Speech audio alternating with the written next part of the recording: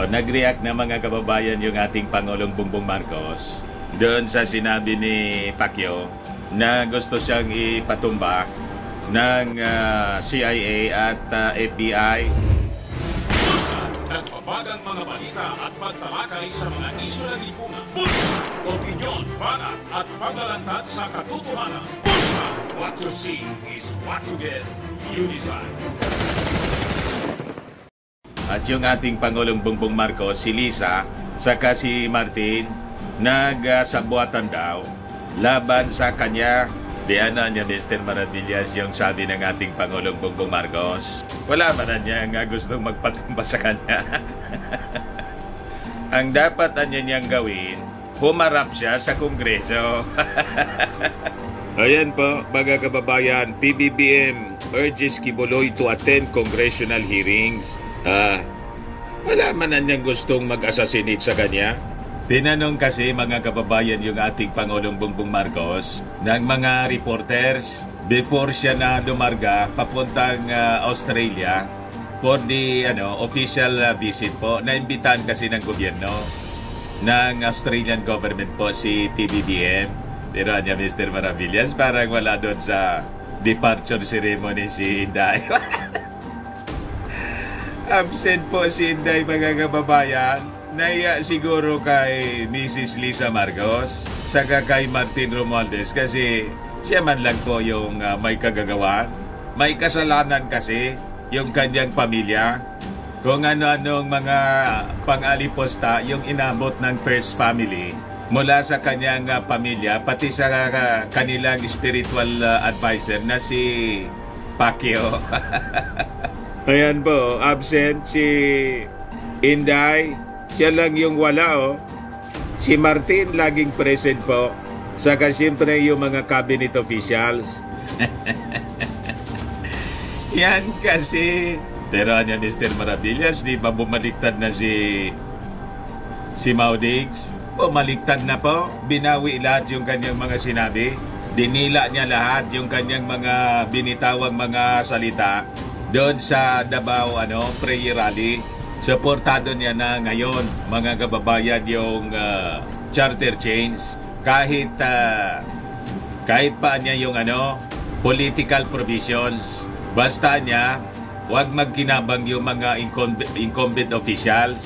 Lalo na yung ating Pangulo. Wala mang ganong agenda po. Kayo man lang yung gumagawa ng ganong mga istorya. Mga haka-haka man lang po ninyo. Dulot ng fentanyl siguro.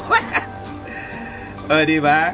Pati yung mga kababayan, yung Independent Mindanao po, biglang kambyo po si Maudigs. Hindi daw niya papayagan habang siyang nabubuhay pa na mahati yung Pilipinas.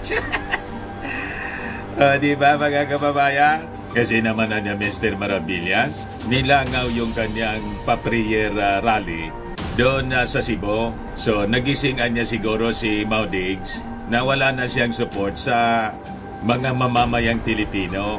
Saka gusto pa siyang pakasuhan ng mga mambabatas galing Mindanao. Ito pa, sabi dyan, the individuals in question, Duterte Alvarez, in a manifesto signed on February 21, 57 lawmakers from Mindanao have expressed their opposition to proposal to separate Mindanao from the Philippines and called for diligent prosecution of individuals behind it. Ayan ba? Mindanao lawmakers call for diligent prosecution of individuals behind secession of Mindanao.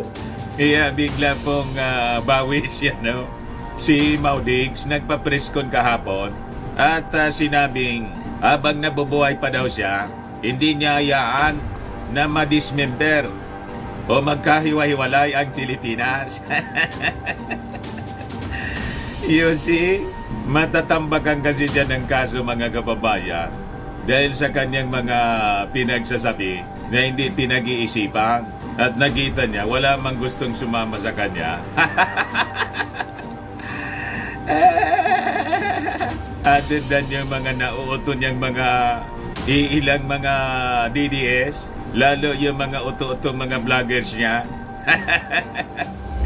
But before ko mga kababayan ibigay sa inyo yung full story ng balitang yan, click subscribe muna dito sa ating YouTube channel and hit the notification bell para lagi po kayong updated sa mga kaganapan dito sa ating bansa. Like and share na rin po ninyo ng ating video at huwag na rin po ninyo na skip yung ating mga commercial ads para tuloy-tuloy lang ang pagunlad ng bagong Pilipinas. Sa mga naghanap po ng malinis and spacious fitness gym, punta lang po kayo sa aming Colossal Fitness Gym. We also offer Grab Car Rental with our brand new 2023 model ng Toyota Innova. We also accept booking for those who are planning to travel via PAL, Cebu Pacific, and other airline companies, local and international. And bills payment for Meralco Bills, Aleco Bills, PLDT, etc. Kahit saan po kayo na bansa gustong mag-travel, pwede na kayo magpa-online na booking sa amin. Pati mga hotels, may Paymaya po kami dito, may bayad center na rin. Ang Colossal Fitness Gym is located at 3rd floor, Security Bank Building, Lanco Business Park, Legazpi City, Albay. For inquiries, look for Gilon Maravillas, contact number 0966-802-0949. Yan po ang aming Innova. Lagi na pong matao sa amin. Na-set up na rin yung mga bago naming gym equipments. May treadmill na rin po kami.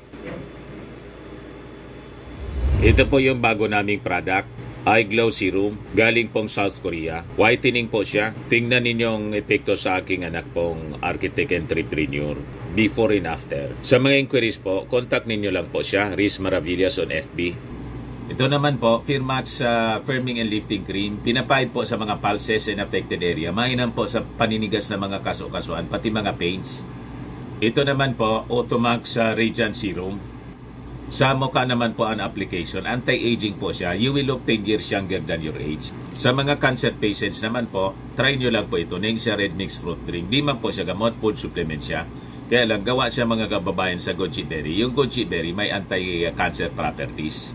Yung mga inquiries ninyo, dumiritso na lang kayo sa aming messenger sa Facebook para masagot namin agad. Ayos pa? Ayos na ayos niya, Mr. Maravillas. Balikan natin yung ating mga kwento. So naambos interview po yung ating Pangulo before siyang dumarga pa Australia kanina. Sabi ng ating Pangulo, no one niya was out to assassinate him. Umarap siya niya sa Kongreso. Kahit nga po mga kababayan, yung PNP, wala man na niyang report sa amin na ganyan.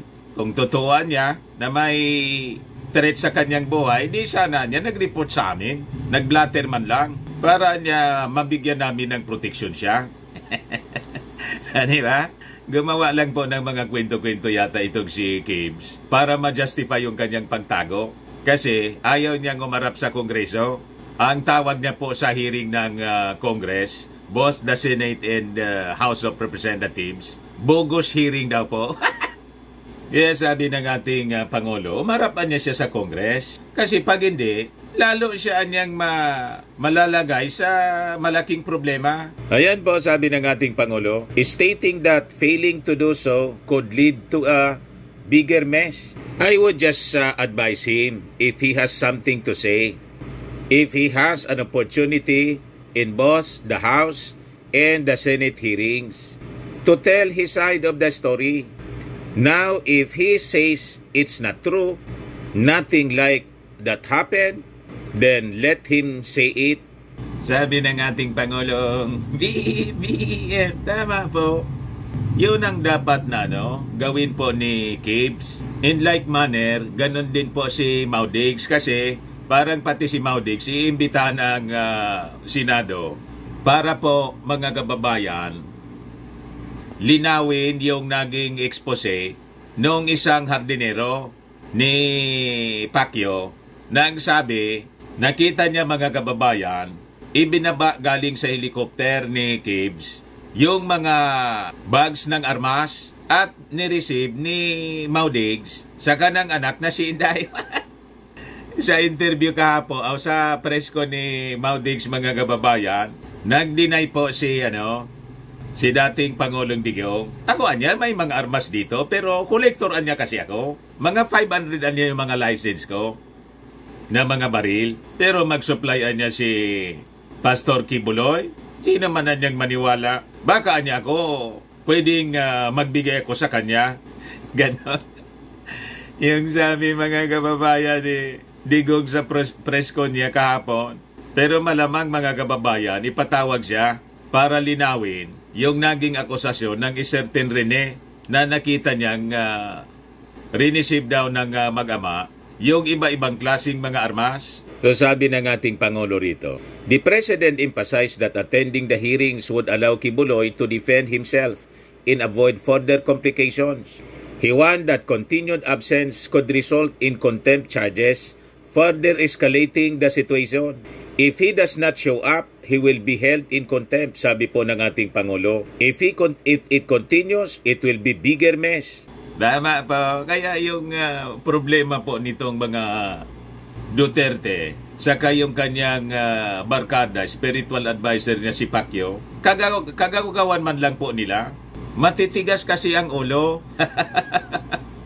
Both the House and Senate committees have issued subpoenas compelling Kibuloy's presence. Senator Risa Ontiveros, chair of the Senate Committee on Women, Children, Family Relations, and Gender Equality, has warned of a possible arrest order if Kibuloy fails to appear at the March 5 hearing. Sabi po ni Ontiveros, our next hearing anya is on March 5, and if Mr. Kibuloy does not show up, I will cite him in contempt and have him arrested. On the other hand, the House Committee on Legislative Franchises is set to hear the SMNI franchise issue on March 12. Sabi naman ni House Deputy Speaker Aurelio Gonzales Jr., Kibuloy anya should follow the congressional subpoena and understand that no one is above the law. We remind Pastor Kibuloy that he must comply with the subpoena or we will have no choice but to hold him in contempt and proceed with his arrest. So ano kayo ngayon, Pacquiao? Pag hindi talaga kayo mag-attend ng congressional and Senate hearing, mako-contempt kayo. At sabi ng ating Pangulong Bongbong Marcos, lalo kayong malalagay sa malaking problema. Makinig kayo sa mga matitinong tao. Huwag diyan sa huwag diyan sa barkada mo na si Maudigs na ayaw ding i-recognize yung authority ng Senado. Yan po yung nagpahamak sa inyo. Kaya nga nalagay sa problema yung inyong SMNI. Inayaan ninyong magdaldal ng kung ano-anong mga libelous statements at saka fake news. Diba? Yung mga tauhan ni Maudigs, si Ka Eric, saka si yung babae, nakalimutan ko yung pangalan nun, sila yung nagpahamak po sa inyo. Diba?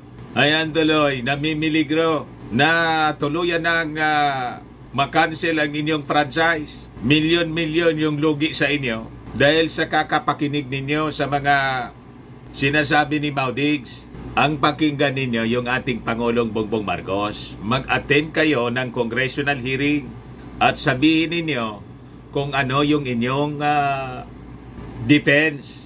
O ito yung tanong mga kababayan kay Maudigs tungkol sa subpena ng Senado. Pag pinakinggan po ninyo ito, Pastor Kibbs, lalo kayong masasadlak sa problema. Pakinggan po ninyo yung sagot ni Maudigs dito. Will it lead to his arrest? Well, I'd like to ask you a question. What is the equivalent of the word subpoena? Invitation. It's not an order. You cannot order an ordinary citizen like me to compel me to report to you. For what? If I don't want. For what or daw? If outside to the national interest that you should appear. If I begin to question you, what is the significance of that interest? Hindi niya nire-recognize, mga kababayan. Kaya pastor yan, kung gusto niya, hindi. Kung gusto niya ni Pastor, di okay. So, makalid ba niya sa contempt? It could because a unreasonable refusal. So maybe the first is invitation. comes the subpoena is more or less like a subpoena of court. Same effect. It can compel your attendance. Pero ako naman, hindi niya, ang ayaw niya,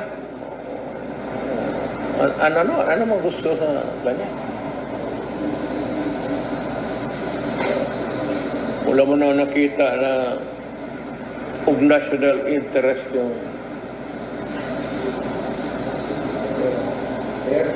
Another topic lang, Mayor. yes. Our PNP right Wala man daw siya nakitang of national interest doon sa hearing ni Hontiveros.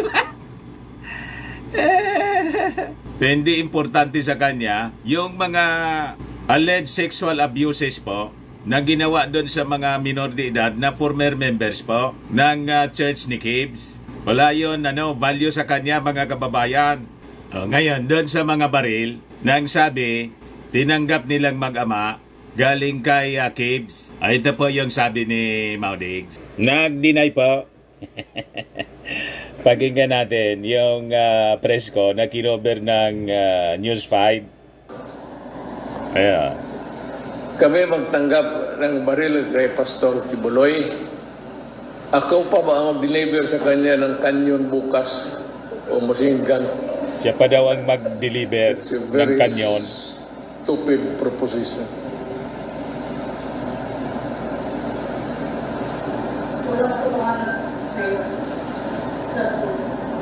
It's silly.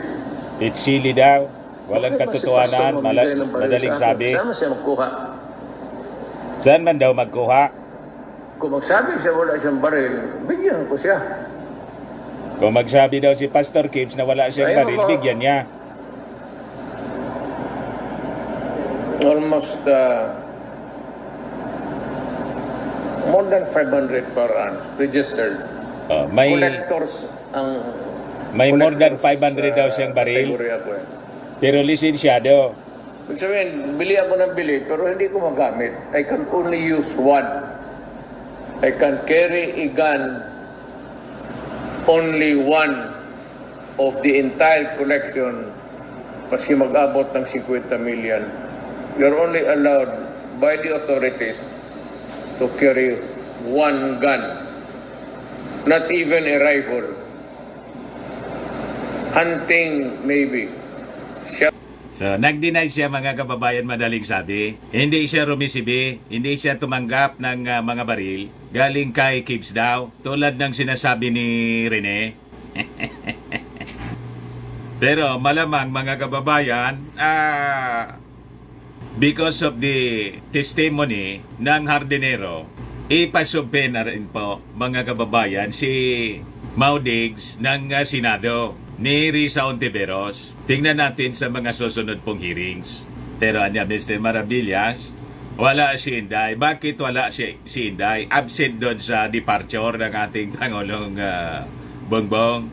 Yun nga po, siguro nagdalang hiya na rin. Kasi last time po, inisnab siya ni First Lady Lisa Marcos. Tinabla siya po. Kung ano ang ginawa niya noon kay Martin Romualdez na inisnab niya nang gusto sana siyang kamayan, ganon din yung ginawa sa kanya ni First Lady Lisa Marcos. Pero sabi nga natin, justified naman po. Kasi sino bang magugusto noon? Sinong hindi masasaktan? Yan yung tatay ni Inday, inalipusta ng todo yung kanyang asawa. Tinawag na bangag, may adik niya tayong presidente. At kung ako niya presidente pa ngayon, baka nakasama siya doon sa ibig niyang sabihin, natukhang. So understandable kung bakit gano'n na lang ang naging reaction po. Hindi na kaya ni Mrs. Lisa Marcos makipagplastikan kay Inday. Kaya siguro ngayon po, iniwasan na lang ni Inday. Wag na niya ako mag-send off kay President Bongbong. So wala siya rito, mga kababayan. Pakinggan natin yung naging statement ng ating Pangulong Bongbong. Marcos, the AFP Chief of Staff, Yan pa. Romeo Browner, the PNP Chief Police General Benji Acorda, Philippine Coast Guard Commandant Admiral Ronnie Gavan, my fellow workers in government, ladies and gentlemen, good morning. Please take this. I am embarking upon a visit to Australia as Wala a guest pa. of government upon the invitation of Governor General David Hurley. It may be recalled that we welcomed Governor General Hurley to the Philippines almost 2 years ago when he represented the Australian people during my inauguration ceremony. We appreciate this personal extension of friendship, and I wish that through this visit, we will be able to not just convey our camaraderie, but the goodwill over the entire Filipino nation to our friends in Australia. Following our historic decision to elevate the partnership between the Philippines and Australia from a comprehensive to a strategic partnership last year, it is now our turn to reciprocate the visit made by Prime Minister Albanese and extend to our Australian friends our strong commitment to this partnership, to this friendship, and this alliance. So yan po yung parte ng speech ng ating Pangulong Bongbong Marcos. So sabi dito sa news release ng Presidential Communications Office, the President will also acknowledge the growing relations between the Philippines tapos yung Australia on defense security, maritime cooperative activity, last year under the status ng Visiting Forces Agreement with Australia, one of the two defense agreements of the country with foreign allies. Sabi ng ating Pangulo, I shall also highlight the huge potential in trade and investment that we should maximize in the coming years. After all, economic security is a vital component of national security. Finally, I anticipate an enhancement of the mutual understanding between the Philippines and Australia as we share a common vision, not just for our bilateral relations but for peace and security of the region as well. Madaling sabi mga kababayan, i-discuss ng ating Pangulong Bongbong Marcos sa Australian government, Australian leaders po, yung dating problema nating kinakaharap. In which case, may interest din yung Australia dito sa West Philippine Sea. Siyempre, laging kasama po yung discussions sa mga possible investments na pwede pong pirmahan between the government of our country tapos yung Australia. So, yun po mga kababayan, in summary, yung naging yung laman ng speech ng ating Pangulong Bongbong Marcos. Ayos pa. Ayan man lang po mga kababayan. Ako po si Dante Maravillas. Bye-bye. God bless.